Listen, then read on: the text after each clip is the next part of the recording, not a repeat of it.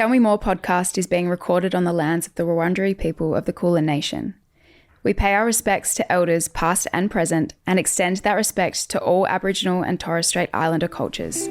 Welcome to Tell Me More, where we have conversations about the good, the bad and the real. I'm your host, Olivia Molly Rogers. Hello and welcome back to Tell Me More. Today I am joined by my producers Dan and Steph. And it is a bit of a special episode because I have some news. We're very excited. We already know. You going to tell everyone else? Yeah, I'm pregnant. Yay!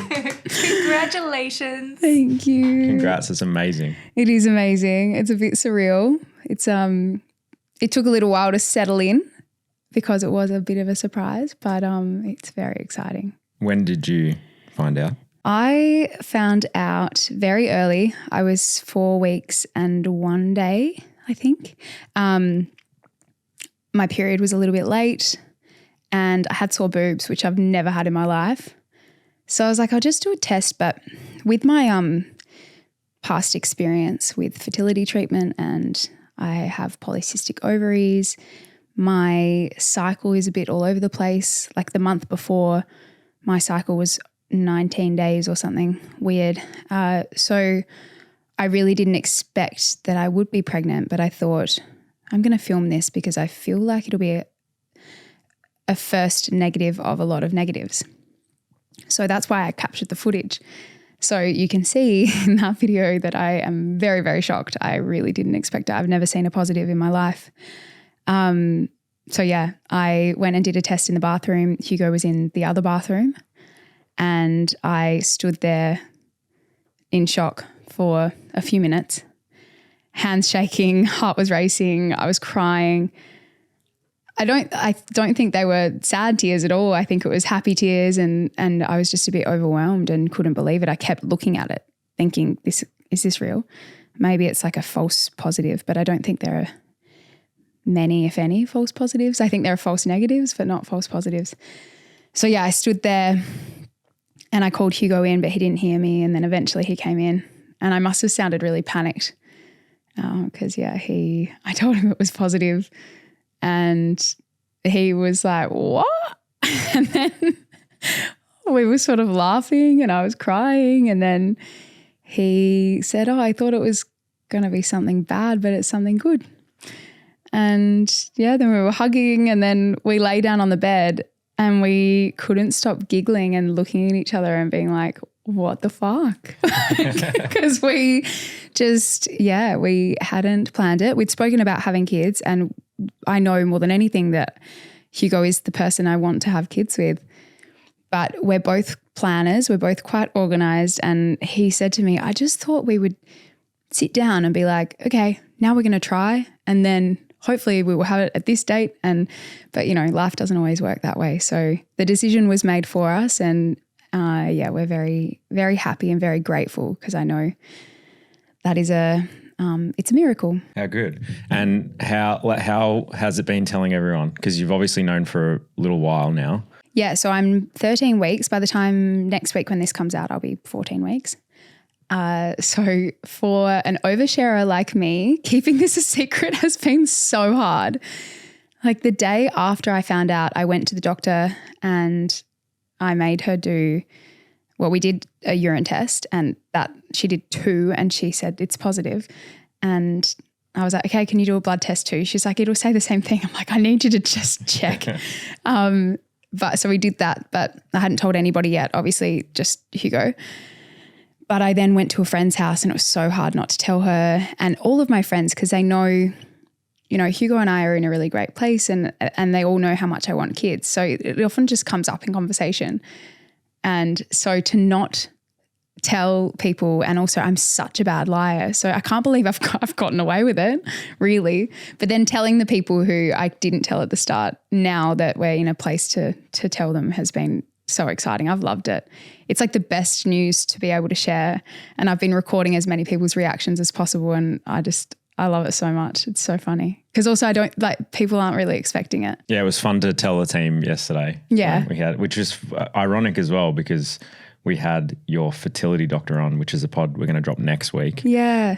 But it's pretty ironic that she I know comes the on. timing was so weird because when we booked in the recording with Raylia Lou, my fertility doctor, I didn't know I was pregnant. We booked it months ago.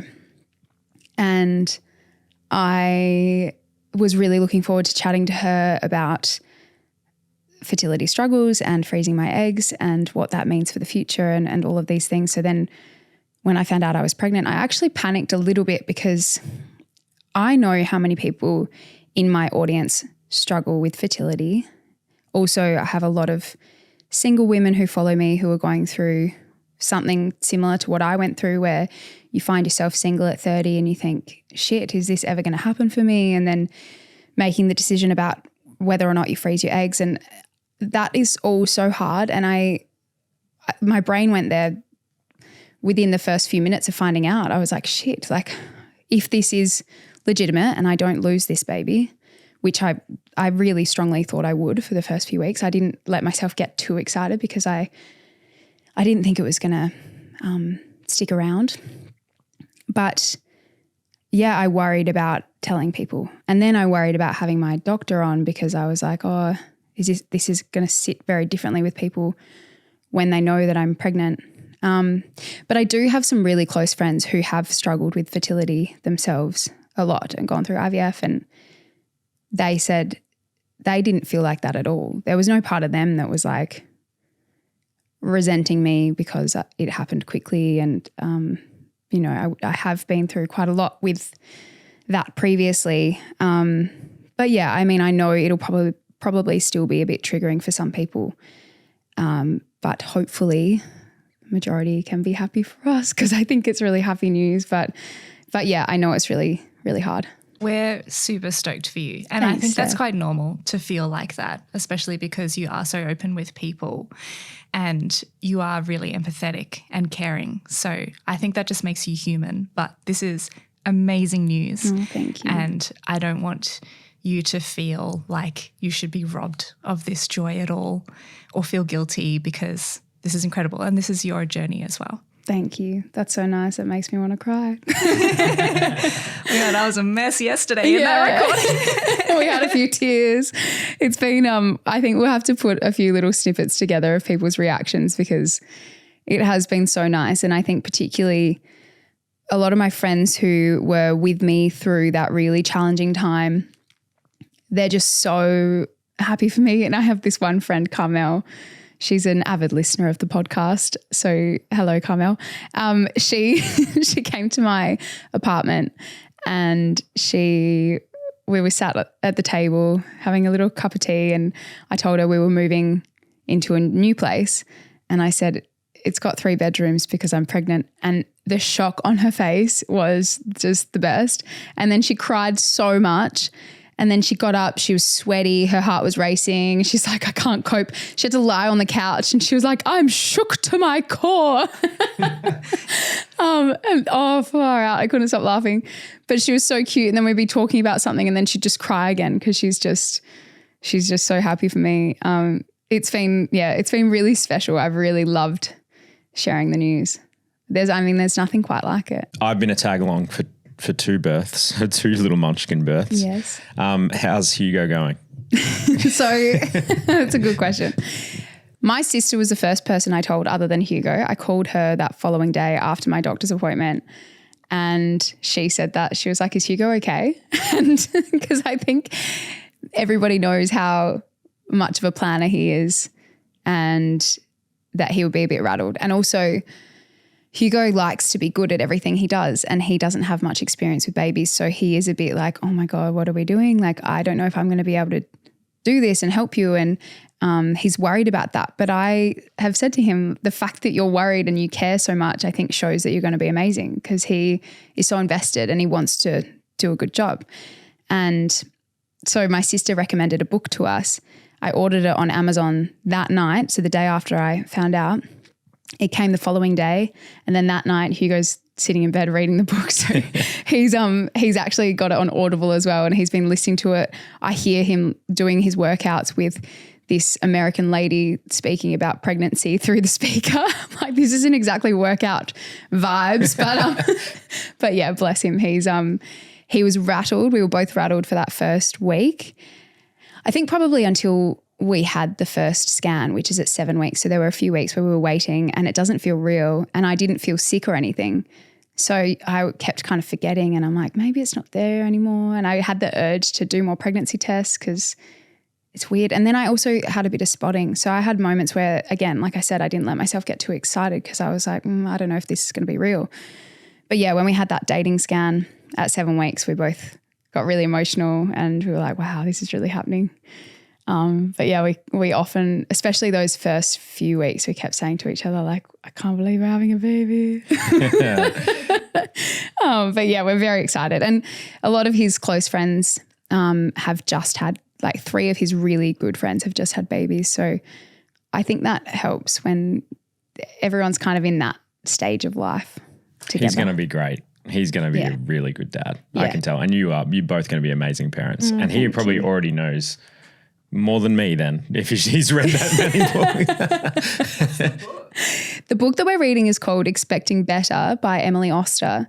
And my sister recommended it because she said so many people are going to have opinions on, oh, you shouldn't eat that, you can't do that, you know, about all sorts of things. And Emily Oster is an economist, and she got pregnant and was frustrated by the amount of advice that's not really based on anything. It's kind of like, oh, I heard you shouldn't drink coffee, so make sure you don't drink coffee.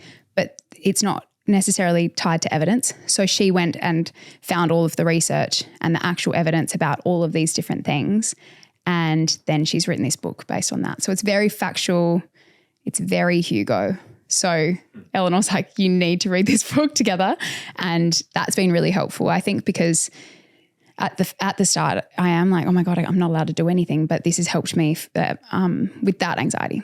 I remember the amount of unsolicited advice that comes like immediately as soon as you tell people. And I've always been very conscious of it. Out of my friendship group, I had kids earlier than a lot of them. And so, and I was always super conscious of not being that annoying person that gives advice. How has that been for you, like getting now that you've told a few people, and I'm sure it's going to get even larger now that a lot of more people know? Yeah, I haven't had that yet from friends and family. They've just been nothing but excited. They've asked me questions that are things I haven't even thought about, like, where are you having a baby shower? I'm like, oh my God, I'm just trying to get through the days. Like, I've felt so sick up until now. Like today and yesterday, the first 2 days that I haven't had to take anti-nausea medication in weeks. And also the tiredness, oh my God, like I've felt like I'm jet lagged for the last 5 weeks, I think, maybe longer. Yeah, about 5 weeks. So it's been really hard. So yeah, there hasn't been much of that. But I know that will come. I'm sure that will come with people online, and I am a little bit nervous about that. But I know that I've got a great obstetrician and great family support, and Hugo's great. So like, I'm just going to listen to the people whose opinions I really care about and then just try and ignore the rest. Yeah. What was it like going to all your events and carrying on with life when you were dealing with growing a human inside of you? Because I was so shocked. I had no idea, because I could see you doing all the usual things that you do, carrying on with life. And I am so amazed that you were able to keep going and not be able to tell anybody and still go through all the pregnancy things. Oh, thanks, Steph. Yeah, it was hard. I think also because, like I said before, I'm such an oversharer that people will be like at these events, what's been happening? And I just want to be like, I'm pregnant. I don't know what else to tell you. Thankfully, moving house has sort of trumped that. Like, I have been able to talk about that, and then it takes the focus away from everything else that's going on in my brain. As for the sickness and tiredness, I've just had to squeeze in naps as much as I can. And part of the reason I had to tell Dan so early is because I needed to do a lot of work that I just physically could not do. There were a few days, I think about 8 weeks was my worst, where I would lie down on the couch and not be able to move for like 2 to 3 hours. It was awful. And as someone who I think I do put quite a bit of pressure on myself to get a lot done. I like to be productive. It made me feel so lazy. But then I would have appointments and see like my baby's heart rate is 160 beats per minute. I'm like, okay, I have 2 hearts right now. Like there's a lot going on. This is why I'm so tired. And like you're making bones, like I'm building organs. So my body's been doing a lot. So I've just been trying to be really kind to myself and, put my health and resting, make it a priority. But it has been hard because I do still want to work and, my business is my own. So I would like to hustle now while I can, and then so I can really take some time off when the baby comes. So it's been finding the balance between working enough and working too much. And yeah, I'm still sort of trying to find that. It was fun when we were in Sydney and we were with other people and I knew. I'm so glad you knew though, because that was so tricky. And I was like, that beef tartare, I'll eat all of it. Yum, I love beef tartare. I'll have all. Dan's allergic to seafood, and the hardest thing is like I love sashimi and I just want to eat all of the sashimi and oysters and I get served a lot of those at the events and things that I go to and I can't have them. But when we went to dinner with my friend Robert, I was like, this is perfect because Dan's allergic to seafood, so we won't get anything raw. And Robert's like, okay, looking through the menu and he's like, oh, tartare, we got to get that. And I'm like, so the only raw thing that he could get that wasn't raw fish, he ordered. And I managed to sort of get away with it because we were talking so much and I didn't put any on my plate. But then I went to the toilet and came back and Robert had loaded my plate up. He's like, Olivia, you haven't eaten enough. I'm like, oh my God. That stuff has been really tricky. So I'm so excited now that it's out in the open and I can just talk about it and also not be conscious of like a little bump showing, and because it's getting there. I sometimes I don't really have a bump, but towards the end of the day I look really bloated. So there's something. So some events I've been like, oh, people are going to know, but I don't know. I'm sure there'll be people that'll be like, I knew it. Oh, I thought it, but we'll see. Talking on that, like people knowing how you're feeling about public versus private, the things you're going to keep to yourself and like what you're going to share. It's a good question. I feel like that's something that we will play by ear a little bit. I don't think like for when the baby comes, I don't think I want to share the baby's face. I think I've seen a lot of that online and how that changes with people. Like someone might share it and then stop sharing after a certain period. I just feel weird. Like my sister said to me, how would you feel if your baby's face was in like a Daily Mail article? I'm like, that would be really weird. I don't think I want that. And it's a shame because I would love to share with like some people. I'm sure I'm going to be obsessed with my child. So I think I'd want to share it everywhere. But I think maybe that's something I'll just keep for my close friends and family. Because I also think about like my niece Winnie, for example, I stopped sharing her face when she was 2 because I felt weird about her going to, and it wasn't actually a conversation my sister and I had, which we did at the beginning and she said it was okay to share. But there wasn't like a time where she said, can you stop sharing her? But I just sort of thought it's a bit weird if she's going to childcare or going out places and people are recognizing her. So I just think protecting their identity is quite important. So that's something that we've spoken about and I think I'm going to do that. But again, like maybe that'll change. I don't know. And then when it comes to the actual pregnancy, I don't know. I've seen, for example, Laura Henshaw being pregnant. And Laura and I have spoken about it. Laura knows that I'm pregnant and we spoke about a few different things with it. And she spoke to me about her decision to have a cesarean and how it's the best thing for her health and it's the decision that she's come to with her doctor. And then when she shared that on the podcast, everyone went fucking mental and they've criticized her so much, which is just so ridiculous. So that scares me a little. I'm like, if you share those kind of details, people are so judgmental and have so many opinions on those things. So I do think that I want to protect my space a little bit. So, but yeah, that probably doesn't really answer your question, but I think it's something that we'll just figure out as we go. And what about the size and like checking in each week? And I remember the apps that you can see the little. Oh yeah. Yeah. We got a lemon. A lemon. my lemon of the week, but it's definitely not negative. Branded. Yeah. Perfect. The little baby is a lemon right now. We've nicknamed it Dino because at 6 weeks on the Flow app, it shows what the fetus looks like. And at that point, it looked like a little dinosaur. So we've nicknamed it Dino, but we don't know the gender. But I think because I say Dino, I think of it as a boy. So I keep saying he. But yeah, I don't know. Will you want to know the gender before the birth? Well, I always thought I wouldn't want to find out. I've thought about having kids for obviously many, many years. So I thought that would just be the way that I was. But Hugo really wanted to find out. And then I think because he likes to plan and we haven't planned any of this, so I think that's something that he was like, oh, at least we'll be able to, have a bit more of a, but I don't think it changes things out much. Anyway, we've come to a compromise, which is I will be around 20 weeks at Christmas time. So we're going to open the envelope on Christmas Day. That's so cute. Yeah. So a little present to ourselves. Or, it's not going to be some big reveal, but we will find out then, which is exciting.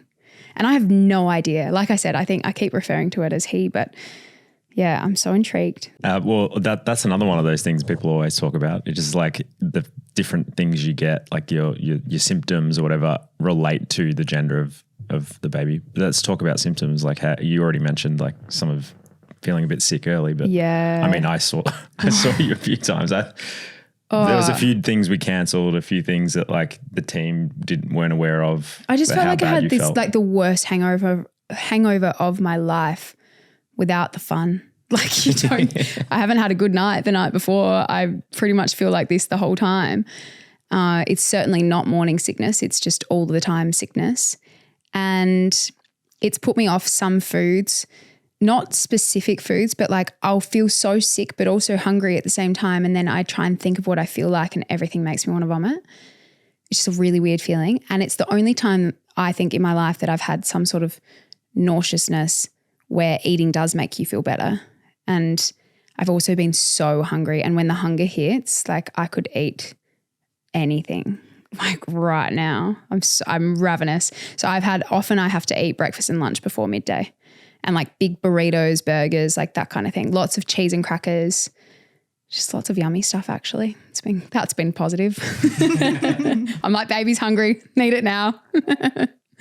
Aside from the physical sickness, how are you feeling about your body changing? Yeah, well, we were talking about this off mic a little bit and it's a great question. I think in the conversations that we've had on the podcast with people who have been pregnant and Jess King, who is pregnant, I think it's probably pretty clear that it's been an anxiety-inducing thing of mine thinking about becoming pregnant with a history of an eating disorder and my body changing. And I've really worried about that because I've known that I will experience feelings of so much joy because this is something I've always wanted, combined with fear around my body changing. But so far, touch wood, I won't get ahead of myself. It's very early, but I am excited for the changes. I think because like even with the nauseousness, I'm like being sick sucks, but it's been like a reminder or a comfort that things are going well and the baby's taking all the goodness from me and as it should. So like that's been a positive and my boobs have grown a bit. So that's kind of exciting. And I have boobs for the first time in my life. And I'm just like, I'm looking forward to the bump coming. And my jeans are just getting a bit tight now, but I'm like, at the end of the day, I get this bloat and I'm like, oh, the bump's here. And Hugo's like, I don't think it is. I'm like, you're gaslighting me. He's like, I'm not, I just don't think it's there yet. And then I wake up in the morning and it's not there. So I'm looking forward to actually having a bump, which is weird. I'm excited for my body to grow and I feel grateful and really positive about it. So I'm hoping that sticks around, but also I've got my psychologist and he's amazing and I'll just make sure I'm keeping that in check. Do you think that this stage in so far that your perspective and priorities have like adjusted or changed or, what you're thinking about? Obviously there's a new future. So how has that made you, shift a perspective or change your priorities? I think for me, family's always been such a priority. time with Hugo, time with my close friends and family. And so that hasn't really shifted yet because like I already prioritize that stuff. As much as I'm busy with work, that's something that I hold really close to me. So I always make sure, you know, if I've had a busy week, then I'm going to have some time at home with just Hugo. And I'm actually looking forward to that downtime and like having our little space with just us and the baby. We obviously just moved into a bigger place, which has been amazing. And it was so hard moving pregnant. I was feeling really awful. So I'd pack a box, lie down, pack a box, lie down. Like it was so exhausting. But doing that now versus when I'm, 30 weeks or something, I think was really good. And it's just been so exciting to have this third bedroom that at the moment just has a teddy bear sitting in the middle of it. So that will be the nursery. And yeah, I think I will continue to just prioritize that, but even more so because it's always been important to me. So what are you most excited and most nervous for? Oh, that's a good question. I'm excited. I'm excited for my bump. Like I said, I've already got this Pinterest folder saved of all the outfits I want to wear with my bump. So I said to Hugo, I'm ready for it now. Like I've got these outfits planned in my head. I'm excited for that. But beyond that, I'm so excited to actually have the baby. My little niece, my sister's second daughter, Birdie, is 6 months old now. And last time I was in Adelaide and holding her, I was just getting so excited because I'm like, oh, this is what I'm going to have in my arms. And I just can't wait for that. I can't wait to see Hugo as a dad. I think he's going to be amazing and it's going to be so special. On the flip side of that, particularly those first 2 weeks, I felt so scared and nervous that it was going to change. It's obviously going to change my life a lot. And that scared me a bit because I love my life. But I also have wanted this forever. So there were a lot of mixed emotions around it, but nervousness also around I love my relationship with Hugo and I have been like, oh my God, am I going to burst the bubble with this? But I do think from all of my close friends who have kids, they have said if you've got any little niggles or things that annoy you about the other person, it's like pouring fuel on them. And so they will be exacerbated. But equally, if you're in a good relationship, it makes you feel stronger and it gives you this bond that is like nothing else. So I'm excited about that. I think it's normal to feel nervous. Like I talk to my psych a lot about it, nervous about whether or not I'm going to be good at it, being a good parent. I think there's so much to learn. Nervous about the health of the baby. Like that's something I think about every now and then. Thankfully, it's not giving me as much anxiety as I thought it might, but I love when I get to see it. Like we had a scan at the start of this week and seeing that everything is developing well is so comforting. But yeah, that scares me. I think too, when I studied speech pathology, you learn a lot about all of the things that can go wrong. So I'm very aware of a lot of things that can go wrong. So I can't help but have nervousness around that. But yeah, there's a lot of nerves mixed with a lot of excitement. And I think that will probably be the way that it plays out the whole pregnancy. But yeah, mainly I'm thrilled and excited. I think we all know what our orange is, but we should do oranges and lemons. And now we feel weird saying lemons. The baby lemon. Because the baby's a lemon. We might need to rebrand the segment. Lemon baby.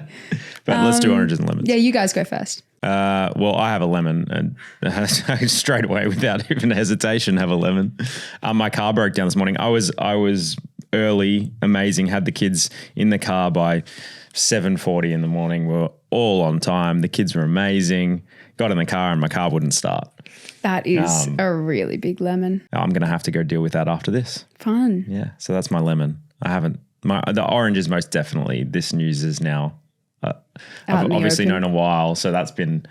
You're a very good secret keeper. I've been impressed. Thank you. Thank you. Yeah. I mean, there's been a lot of stuff with merch and things happening where the team needed things and we kind of had to cover some stuff for a period. So it's nice to now for everyone for me to sort of be like, no, she's pregnant. Leave her alone.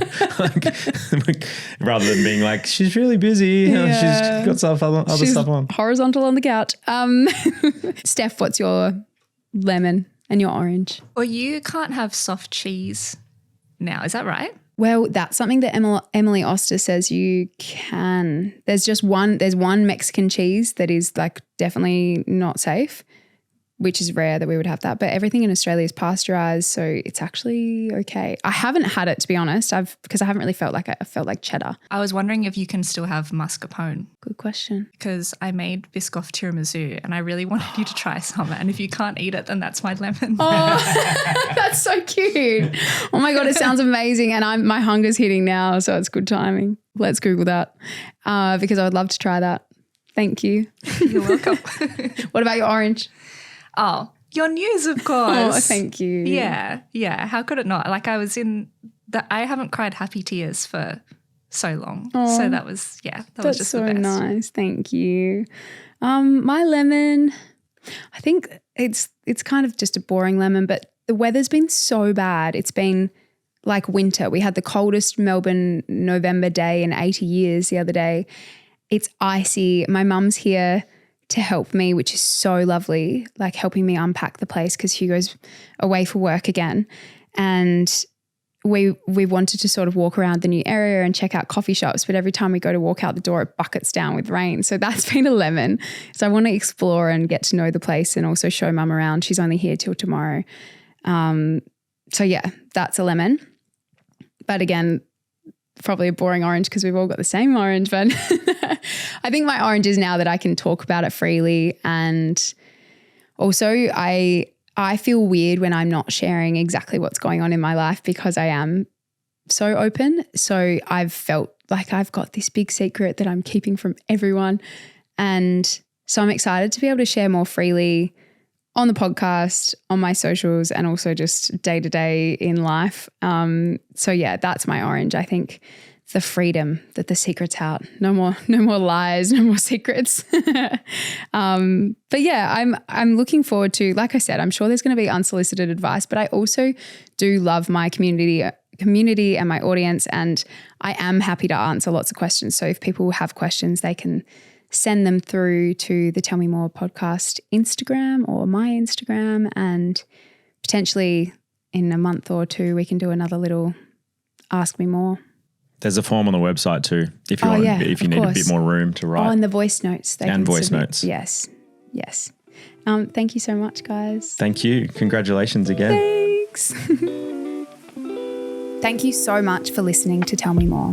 If you enjoyed the episode, please leave us a review, share it with your friends, and follow or subscribe to the podcast. Your help in growing this community would mean so much to me.